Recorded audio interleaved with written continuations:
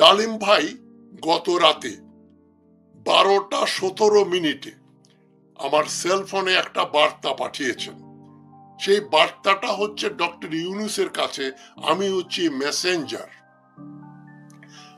উনি আমাকে যে বার্তা পাঠিয়েছেন সেখানে লিখেছেন, ডক্টর ইউনূসকে বলো সামরিক বাহিনীর উপরের মাথা ওয়াকার এবং তার 30 জন জেনারেলকে ডিসমিস করে অ্যারেস্ট করে খুনের দায়ে এক বিচারের কাঠগড়ায় দাঁড় করায়, তাহলে 90% অফ র্যাঙ্ক ও ফাইল ইউনূসের পক্ষে থাকবে। মানে সেনাবাহিনীর র্যাঙ্ক ও ফাইল থেকে কমপক্ষে 90% লোক ডক্টর ইউনূসের সঙ্গে থাকবে। তিনি যদি জেনারেল ওয়াকার সহ 30 জন খুনি জেনারেলকে ডিসমিস করে অ্যারেস্ট করেন এবং বিচার করেন। সেই ভ্যাকিউমটা ভরা হবে যাদের অন্যায়ভাবে যোগ্যতা থাকা সত্ত্বেও চাকরিচ্যুত করা হয়েছে তাদের দ্বারা। আবার চাকরিতে যথাযথ পদে নিয়োগ দিলে কোনো সমস্যা হবে না। এই ব্যাপারে মেজর ডালিম এবং স্বৈরাচারী হাসিনার আমলে দেশ ছাড়া সামরিক অফিসাররা ডক্টর ইউনূসের পাশে উপযুক্ত ক্ষমতায় নিয়োগ দিলে তারা তাকে সাহায্য করতে পারে বলেই মনে করি। এই বার্তাটা তাকে পৌঁছে দেবার অনুরোধ রইল। তার মানে এখানে দুটো বার্তা আছে। একটা হচ্ছে ওয়াকার অ্যান্ড গ্যাং, যারা জুলাই আগস্টে প্রত্যক্ষভাবে মানুষ হত্যা করেছে, যে জেনারেল 30 জন জেনারেল, তার ভেতরে ডক্টর ওয়াকারও রয়েছে, এদেরকে গ্রেপ্তার কর। এটা কিন্তু আমি অগাস্টের 8 তারিখ থেকে বলে আসছি। আমি বোধহয় সর্বপ্রথম সোচ্চার ভাবে এই মাধ্যমে, ইউটিউবের মাধ্যমে বলে আসছি, জেনারেল ওয়াকার একজন খুনি জেনারেল, তাকে গ্রেফতার করতে হবে। অনেকে বললেন না না না, জেনারেল ওয়াকার না থাকলে দেশে রক্ত গঙ্গা বয়ে যেত, তিনি দেশটাকে রক্ষা করেছেন। হাসিনাকে বিদেশে পাঠিয়ে দিয়ে 600 লোককে আটক রেখে আবার ছেড়ে দিয়ে তিনি দেশকে রক্ত স্নান থেকে বাঁচিয়েছেন। উদ্ভট কথা, অদ্ভুত কথা। এই কথাগুলোর কোনো দাম নেই, কোনো মূল্য নেই, এবং এগুলো উদ্দেশ্য প্রণোদিত ভাবে ছড়ানো হয়েছে এই গুজবগুলো। আমরা জানি জেনারেল ওয়াকার এই আসিফ নজরুলদের নিয়ে একটা সরকার গঠন করে ফেলেছিলেন ইউনূস আসার আগেই, হাসিনা যাবার পরেই বা সাথে সাথে। সুতরাং মেজর ডালিমের এই একটা বক্তব্য, তাদেরকে গ্রেপ্তার করে বিচার করতে হবে, তাহলে 90% সেনাবাহিনীর র্যাঙ্ক অ্যান্ড ফাইল ডক্টর ইউনূসের পাশে দাঁড়াবে। এতে কি হবে, দাঁড়ালে কি লাভ হবে? আমরা যে ডক্টর ইউনূসের কিংকর্তব্য বিমূঢ়তা দেখি, সিদ্ধান্ত নিতে পারেন না, সাহসী সিদ্ধান্ত, যেটা আসিফ নজরুল আর ওয়াকারুজ্জামানের জন্য উনি সিদ্ধান্ত নিতে পারেন না। ওয়াকারুজ্জামানকে গ্রেপ্তার করলে, যেহেতু মেজর ডালিম আমাদের বাংলাদেশের সেনাবাহিনী মুক্তিযোদ্ধাদের অর্গানাইজ করে তাদেরকে আর্মিতে ঢোকানোর ব্যাপারে মেজর ডালিমের এক সবচাইতে গুরুত্বপূর্ণ ভূমিকা ছিল। জেনারেল ওসমানীর সঙ্গে মিলে general Osmani, general Zia, major ডালিম, এরা বাংলাদেশ আর্মি, স্বাধীন বাংলাদেশ আর্মির নতুন সংগঠক, জন্মদাতা। তিনি যে কথাগুলো বলছেন এটা একটা প্রণিধানযোগ্য যুক্তি, এগুলো আমাদের মাথা পেতে নেওয়া উচিত। এবং ডক্টর ইউনূসকে আমি আমার মাধ্যমে মেজর ডালিমের এই তথ্যটা, এই আহ্বানটা জানিয়ে দিচ্ছি। উনি যদি সাহস করে কাজটা করেন তাহলে ওনার আর কোনো ভয় থাকবে না যে ভারতপন্থীরা একটা কু করে ফেলবে। কু না করলেও তিনি ভারতকে খুশি রেখেই কাজ করে যাচ্ছেন। এই ভারত প্রীতি এবং ভারতের প্রতি আনুগত্য যেটা ইউনূস সরকার দেখাচ্ছে, মাঝে মাঝে একটু ব্যতিক্রম ঘটলেও মূলত আমরা কিন্তু ভারতের কথা মতোই চলি। যে জন্য জয়শঙ্কর সাহস পায় এটা বলার যে অবিলম্বে বাংলাদেশে একটা নির্বাচিত সরকার হলে তার সঙ্গে ভারত সম্পর্ক গড়ে তুলতে পারবে। আমি গত অনুষ্ঠানে বলেছি, গতকাল অ্যাম্বাসেডর সাকিব আলী ছিলেন আমার অনুষ্ঠানে, উনিও বলেছেন ভারত এ কথা বলার কে। আর পরোক্ষভাবে কিন্তু মোদী সরকার এবং জয়শঙ্কর বলে দিচ্ছে যে ইউনূস সরকার বৈধ না, কেননা নির্বাচিত নয়, যেটা কোনো যুক্তি হতে পারে না। বিপ্লবোত্তর সরকার সবসময় বৈধ, অনির্বাচিত নয়, নির্বাচিতর চাইতেও বেশি বৈধ।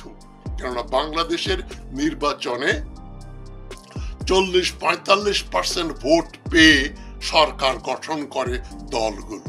বিএনপিও করেছে, আওয়ামী লীগও করেছে, কারো 45% বেশি ভোট ছিল না। তো ডক্টর ইউনূসের কমপক্ষে 80% লোকের সমর্থন রয়েছে। তা না হলে বিপ্লবীদের মারের ভয়ে হাসিনা পালিয়ে যেত না। হাসিনা পালিয়ে যাওয়াটাই ইউনূসের বৈধতা। এটা যারা দেখছেন আমার অনুষ্ঠান, তারা একটু ঠান্ডা মাথায় ক্রিটিক্যাল থিঙ্কিং করে চিন্তা করে দেখেন, লেনিন বলেন, মাও সেতুং বলেন, আর ফিডেল ক্যাস্ট্রো বলেন, আর হোচিমিন, ভিয়েতনামের হোচিমিন বলেন, এরা কেউ ভোট করে ক্ষমতায় আসেননি। বা নেপোলিয়নের কথা আমি বারবার বলি, ফরাসি বিপ্লবের পরে ভোটের মাধ্যমে আসেননি। নেপোলিয়ন তো পার্লামেন্ট বন্ধ করে দিয়ে তরবারি দেখিয়ে ক্ষমতায় বসে ফ্রান্সকে উদ্ধার করেন। তো এখন আমি বারবার বলেছি, ডক্টর ইউনূসের হাতে নেপোলিয়নের তরবারি। এখন জয়শঙ্করদের বার্তা যেটা আমাদের কাছে আসছে বারবার, এবং যেটা কোনো এক অজানা কারণে বিএনপি নেতৃবৃন্দ একই সুরে কথা বলছে, হ্যাঁ নির্বাচন দিতে হবে, জুনে না ডিসেম্বরে দিতে হবে। তবে আমি মনে করি একটা সার্ভে হচ্ছে অলরেডি, সারা দেশব্যাপী যদি একটা গণভোট হয়, কমপক্ষে 80% লোক বলবে ডক্টর ইউনূস আপনি আরো 5-6 বছর বা বেশি শাসন ক্ষমতায় বসে থাকেন এবং পূর্ণাঙ্গভাবে শাসন ক্ষমতা নিজের করায়ত্ত করেন। এখনো তো আপনার শাসন আসলে শাহাবুদ্দিন চুপ্পু এবং জেনারেল ওয়াকারুজ্জামান এদের দ্বারা বাংলাদেশ শাসিত হচ্ছে। আপনি ক্ষমতা গ্রহণ করেন এবং দেশকে মুক্ত করেন। আমাকে এইমাত্র মেজর ডালিম ফোন করেছিলেন, আমি ডিক্লাইন করলাম। জি আপনি ফোন করেছিলেন, আমি ধরি নাই, আমি লাইভ শো করছি। আপনি বলেন কি বলতে চান, আমার দর্শক শ্রোতা শুনুক।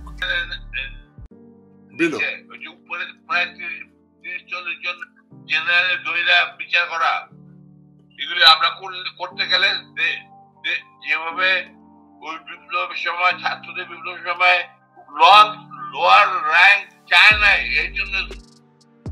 এই জন্য Waker could not do anything. জি জি অবশ্যই, making them allowing them to flee away. G after talking to the India, বুঝছেন? জি এটাই বলছি। আমরা যখন দাঁড়াইলে তখন এই majority will be with us. জি তখন আমরা এগুলো বাইন্দা ফেলাম সবগুলো। জি বাইন্দা ফেলাবো, নিশ্চয়ই বাইন্দা ফেলাবো। তো আপনি আপনার বাইন্দা ফেলে তারপরে সঙ্গে সঙ্গে বিচার কোর্ট মার্শাল। হ্যাঁ কোর্ট মার্শাল, এক্স্যাক্টলি। আমি এটাই বলতে চাচ্ছি, hang them in some square. Manik Mia avenue.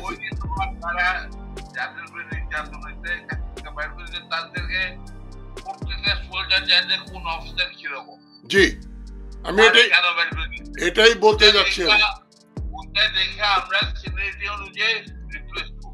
G once you can break this cocoon of the thugs and looterers and mafias, Yunus has no other worry. BNP favorite political party will matter. জি ঠিক আছে, ঠিক আছে। This is how we'll take the control of the armed forces. G G G of course. উনি যেটা বললেন যে এই মুহূর্তে যেভাবে দেশ চলছে, ডক্টর ইউনূস চালাচ্ছেন, এর চাইতে ভালো অল্টারনেটিভ কিছু ছিল না। তিনি কিন্তু ডক্টর ইউনূসকে যেমন আপনারা শুনলেন, আমাকে টেলিফোনে বললেন তিনি সমর্থন করেন বর্তমান পরিস্থিতিতে, তবে ডক্টর ইউনূসকে শক্ত হতে হবে। যে কথাটা আমি বলে আসছি এটা মেজর ডালিম মাত্র বললেন। তিনি একটু আশঙ্কা প্রকাশ করলেন যে আমি এবার প্রকাশ্যে বলে দিলাম কেন যে আমার সঙ্গে ওনার যোগাযোগ আছে, আমি বিপদে পড়তে পারি। এটা একটা বড় ভাই সুলভ স্নেহ করেন আমাকে, সেই জন্য বলেছেন, ওটা আমি পরোয়া করি না। তবে উনি আরেকটা কথা বললেন যে ডক্টর ইউনূসকে বলতে হবে, যেটা আমি বলতে চাচ্ছি, যে 1975-এর বীর যোদ্ধা যে কয়জন বিদেশে বেঁচে আছেন, অবস্থান করছেন, তাদেরকে ফিরিয়ে আনলে, তাদেরকে ক্ষমতায় কাছাকাছি নিলে, ক্ষমতা মানে তাদের দেশে আসলে, তাদের কথায় সেনাবাহিনীর লেফটেন্যান্ট কর্নেল বিলো, সাধারণ সৈনিক, মেজর, ক্যাপ্টেন, লেফটেন্যান্ট এবং যারা সৈনিক, সাধারণ সুবেদার, হাবিলদার এবং সাধারণ সৈনিক, তারা ডক্টর ইউনূসের পাশে দাঁড়াবে।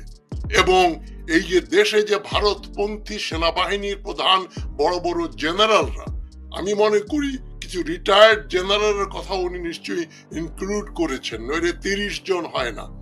Retired, immediate past retired officers and in service general, brigadier and above, তাদেরকে ধরে, আপনারা তো শুনলেনই, উনি বললেন একেবারে বাইন্দা ফালামো এবং ওই মানিক ভেনিউ বা কোনো গুলিস্তানে তাদেরকে ফাঁসি দেওয়া হবে প্রকাশ্যে, এই দাবি করছেন উনি। মিলিটারি ভাষায়, উনার বিপ্লবী ভাষায় এই কথাগুলো বলেছেন, আমার কথা না, তবে আমি এটা সমর্থন করি।